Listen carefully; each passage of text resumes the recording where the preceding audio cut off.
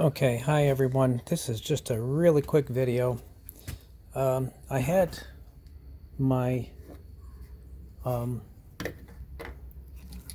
power strip underneath the table, and my cat likes to pee in that area. So I washed it really good. I thought that would do it, and if I dried it out, it would be fine. But I don't know if you can see that right there is not good. That's corrosion.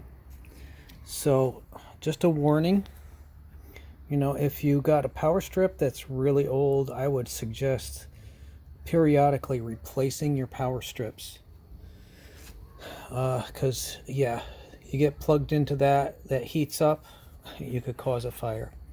So thanks for watching, and please like and share.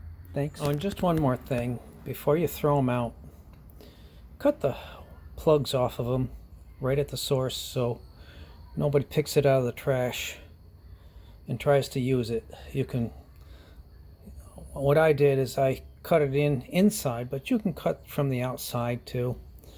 I'm going to repurpose this plug at some point, but anyways, just safety first, safety third, safety second, safety always.